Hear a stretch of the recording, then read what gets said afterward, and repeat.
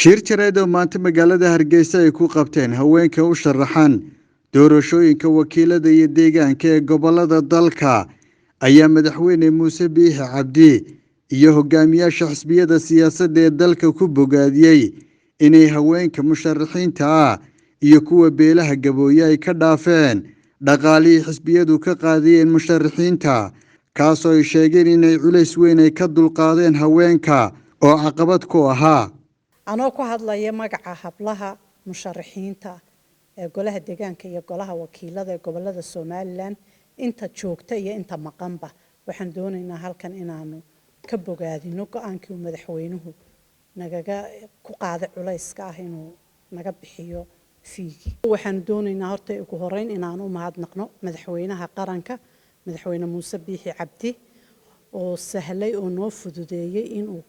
ka bixiyo lacagtii isdiiwaangelinta ee sharciga doorashooyinka ku qornaa xeerka doorashooyinka ku qornaa ee musharaxiintu ku waajibiyay inay bixiyaan lacagtaas oo dhan madaxweynaha ayaa dusha ku qaatay marka waxaan doonaynaa madaxweynaha qaranka inaan uga mahadnaqno bixinta uu naga bixiyay isagoo naga qaaday culaysna dul saarnaa mar labaad waxaan u mahadnaqaynaa madaxda xisbiyada qaranka xisbiga cid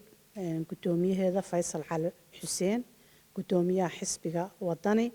Cabdiraxmaan Maxamed Cabdilaahi iyo gudoomiyaha labaad gudoomiye ku-xigeenka labaad ee xisbiga kulmiye Axmed Cabdi Dheere go'aankii ay ku qaateen iyaga xisbiyadooduba inay dumarka iyo qolooyinka la haybsooco dadweynaha la haybsoocaba laga daayo lacagtii diiwaangelinta ee xisbiyada ku waajibay sida uu dhigayo sharciga hoosaadka xisbiyadu taana abaal iyo mahad badan baan ugu haynaa lacagtaas culays badan bay anaga nagu ahayd maadaama dumarka culays dhaqaale iyo culays xagga qabiilku labaduba saaran yihiin oo labada ugu danaa marka koowaad inay dumarku soo baxaan saaxadda yimaadaan baaba nagu adkayd sababtaa waxa lagu imanaya heer qabiilkana caqabadihiisu leeyahay marka inta yar ee imika timidba iyadoo caqabad badan ka soo baxday iyo dariiq dheer haddana culayska kaleenu daweyna waa culays dhaqaale oo jiro oo aad u xoogan maadaama doorashooyinka dhaqaalaha ku baxa Soomaaliland uu aad u culus yahay una xoogan yahay marka intaaba abaal baan ugu haynaa waxaan isugu nimid oo halkaa u joognaa inaanu culayskaana laga dul qaaday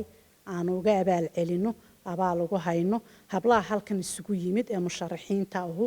6 gobolba way ka socdaan saan hore u sheegay 3 xisbi qaranna way ka kooban yihiin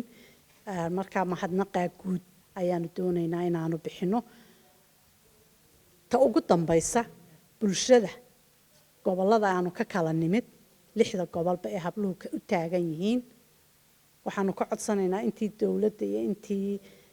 xisbiyaduba way hirgashay idinkana codkiina inaad ku caawisaan hablaha gobolkiiba waxaa laga yaabaa inay 2 hablood qori ku soo hagaagaan mid degaan iyo mid wakiileed marka hablaha hakranina soo saara ayaan iyadana codsanaynaa waynu isku eegi doonaa doorkan muddo badan baa laga hadlaa habluhu ma soo baxaan waxaana u soo baxayna sababo badan baa jira marka bulshada hablaha waxaanu aad iyo aad uga codsanaynaa inuu gobol waliba ku xisaabtamo hablihiisa inuu gobol walba hablihiisa dhexda ugu xidho inuu soo saaro waxa la oran jiray bartay ka baxdaa waa bakayla galeen hadhow gobolaynu isu xisaabin doonaa iyaga soo baxayaan soo bixin gobol walba libinta qaado waa libin maanta libin baynu u taaganay inay dumarkii soo baxaan